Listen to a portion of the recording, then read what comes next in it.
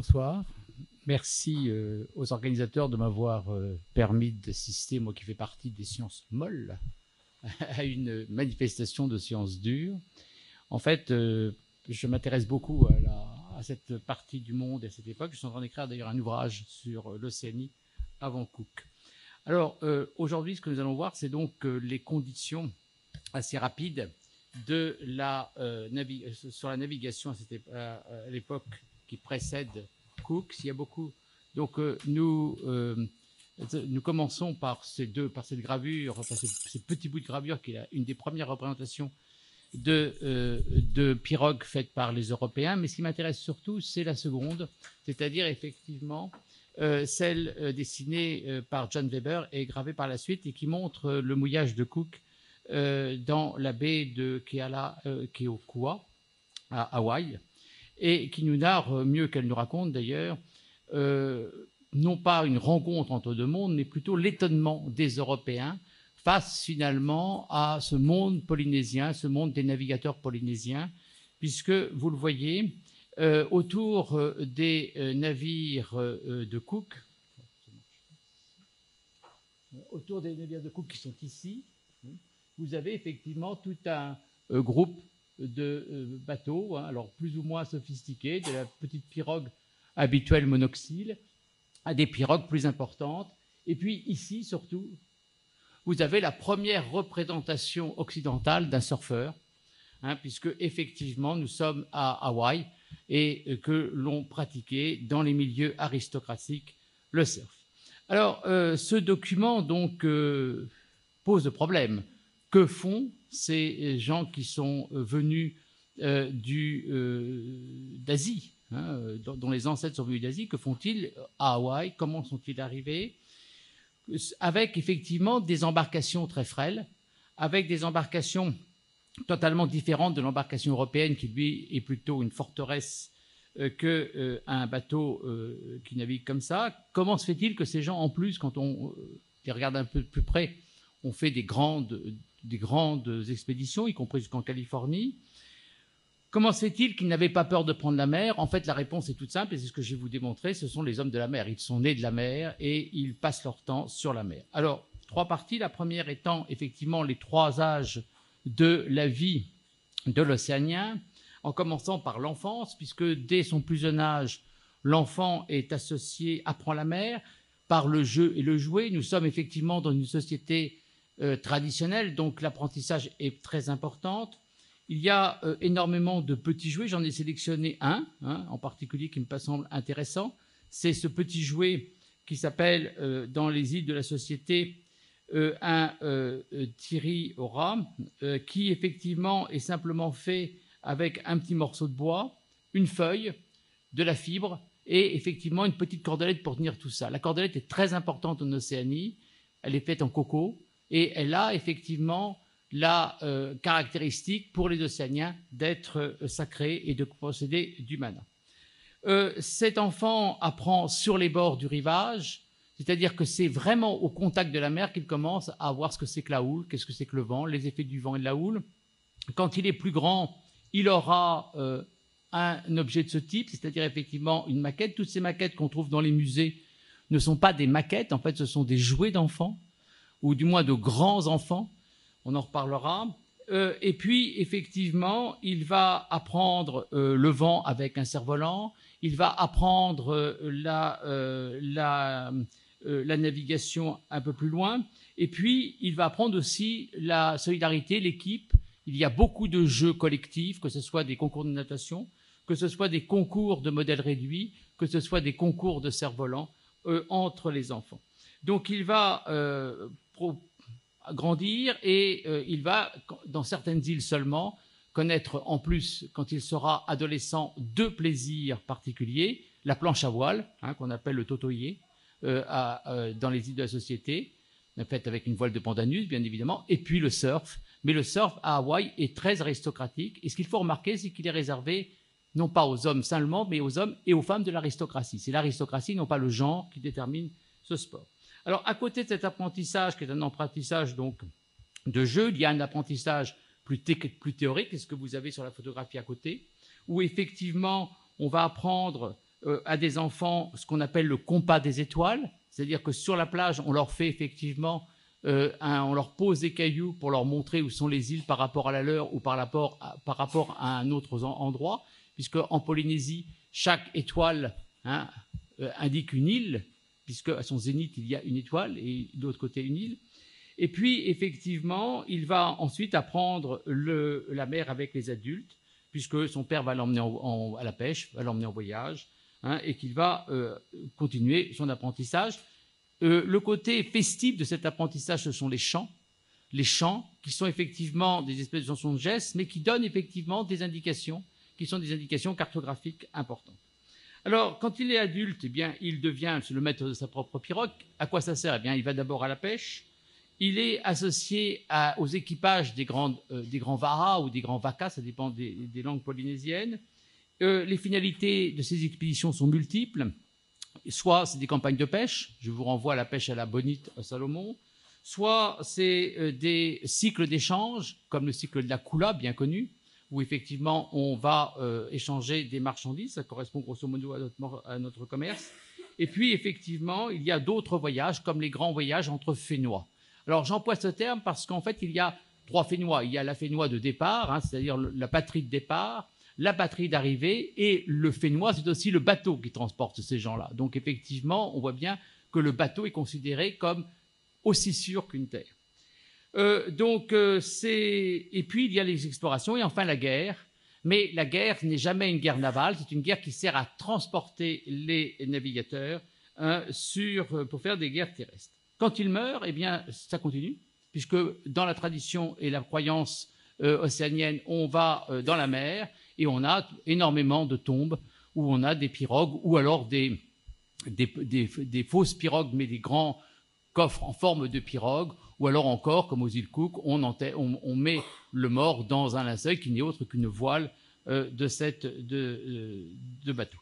Alors, ces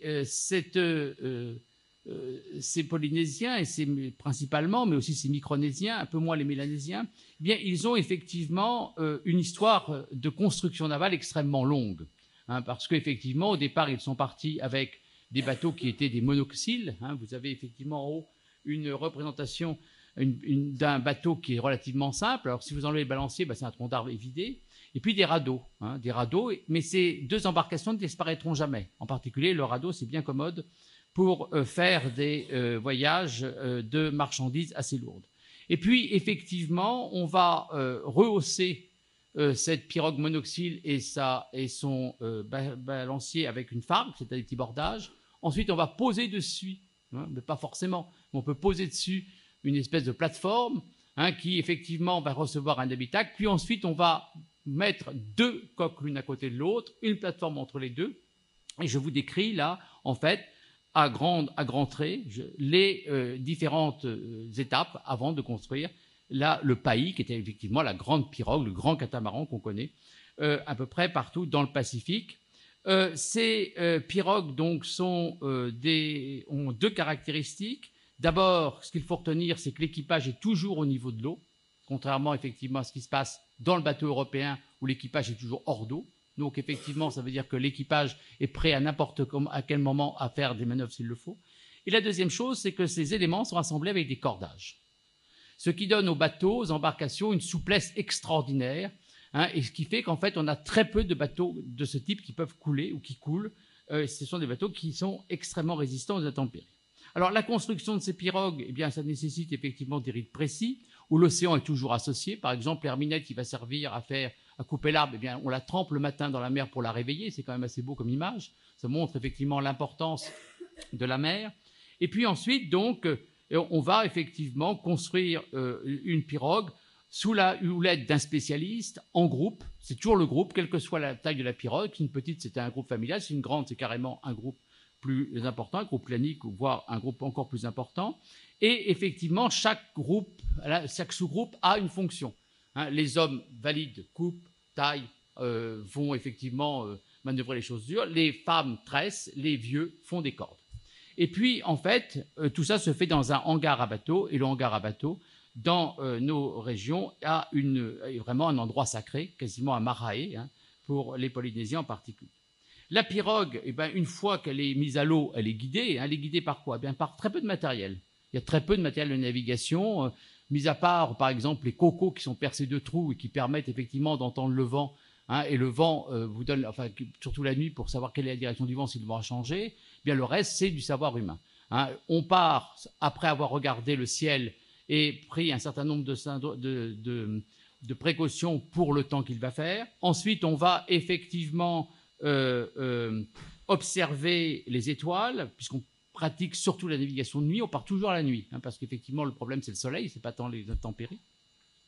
Ensuite, on va regarder la forme de la houle, la couleur de l'eau, une analyse rapide des détritus végétales qu'elle charrie, la couleur du ciel, parce qu'effectivement, une île très plate peut se réverbérer dans le ciel, donc ça change un peu la couleur, le vol des oiseaux, la direction d'un animal si on est perdu, parce que ça arrive de temps en temps qu'on est perdu. Dans ces cas-là, il n'y a pas de 50 solutions. On prend le chien qu'on avait emmené et on le balance dans l'eau. On l'empêche de remonter et le chien, au bout d'un certain temps, comprenant qu'il ne peut pas remonter, prend une direction et c'est la direction de l'île la plus proche. Donc, on le suit. Donc, effectivement, et puis on peut faire des calculs d'angle avec le point, par exemple. Un point, ça vous donne effectivement environ 11 degrés, et donc on fait des calculs d'angle, et puis vous avez des choses beaucoup plus sophistiquées, comme l'étac, où on fait un point imaginaire, on crée un point imaginaire, et on se dirige comme ça pour aller dans un endroit qu'on connaît. Alors, ceci vous donne un certain nombre de prouesses. William Dampier, qui est un navigateur anglais des années 1680, est étonné du temps réalisé par une prao. Alors la prao, ce n'est pas la grosse drua que vous avez à côté, c'est un bateau extrêmement effilé qui est de Micronésie, qui est amphidrome, c'est-à-dire qu'effectivement on peut le retourner. La proue et la poupe n'existent pas, c'est deux proues ou deux poupes comme vous voulez. Donc on change simplement le mât et hop, on repart dans l'autre sens s'il le faut. Eh bien, pour réaliser un voyage de 1500 milles nautiques, c'est-à-dire, pour ceux qui ne connaissent rien à la navigation, 2778 km, 4 jours. Donc c'est assez rapide. La prao est particulièrement rapide, mais la droie que vous avez ici, qui est un gros bâtiment qui peut transporter jusqu'à 300 hommes, eh bien, c'est un navire qui peut atteindre 18 nœuds, 33,3 km à l'heure. C'est-à-dire qu'il peut atteindre un tiers de plus que Cook. Les bateaux de Cook ne peuvent pas atteindre plus de 12 nœuds. Et je ne parle pas de ceux de Magellan qui sont à 5 nœuds. Donc autant dire que quand arrivent les Occidentaux dans le Pacifique, ils sont dépassés par toutes ces pirogues qu'ils ne peuvent pas suivre, bien évidemment. Cook est en plus surpris de la taille des navires de guerre et du nombre de navires de guerre. Vous avez un autre tableau ici de Edge représentant la fameuse flotte de Tahiti, puisque Cook va dénombrer exactement 380 pirogues de guerre à Tahiti. Il arrive justement un jour de grande manœuvre. Donc effectivement, il est très étonné. Donc certaines de ces pirogues sont plus longues que ces navires, donc plus rapides, plus longues. Effectivement, ça change un peu notre façon de voir. Et puis effectivement, la troisième chose, c'est que ces bateaux transportent beaucoup plus d'Européens que les Européens. Puisque en 1855, le scientifique britannique William Harvey affirme avoir vu une flotte de 35 navires tongiens portant environ 2000 hommes, une armée entière. Alors, c'est avec de telles embarcations, on fait des grands voyages. Alors, j'ai beaucoup plus de temps, donc je vous parle grosso modo des grands voyages. On va atteindre l'Amérique. Pour ceux qui ne le savent pas, c'est sûr et certain. La patate douce en était la preuve. On trouve des patates douces au début du XIIIe siècle dans les îles Cook, donc, et qui s'appelle Kumara, et c'est la même racine que le quechua. Les Polynésiens ont laissé à la place des patates douces des poulets, si j'ose dire, dans la région de Chiloé. Il y a les poulets qui sont là, ont de l'ADN de poulets polynésiens.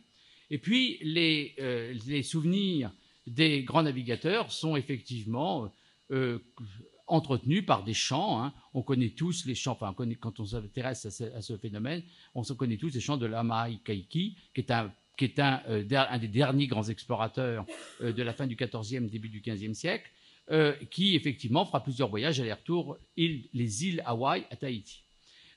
Tout ça va s'arrêter vers la fin du XVe siècle, enfin au XVe siècle, parce qu'effectivement on rentre dans le petit âge glaciaire et que là les vents et les courants d'air et les courants marins vont être complètement changés. Alors pour terminer simplement, donc cette découverte-là, c'est-à-dire effectivement une pirogue retrouvée au nord de la Nouvelle-Zélande. Cette pirogue, vous le voyez, porte le morceau qu'on a trouvé porte une sculpture de tortue. Il n'y a quasiment pas de tortue en Nouvelle-Zélande. Donc c'est bien une pirogue qui vient des îles Cook et qui arrive par là.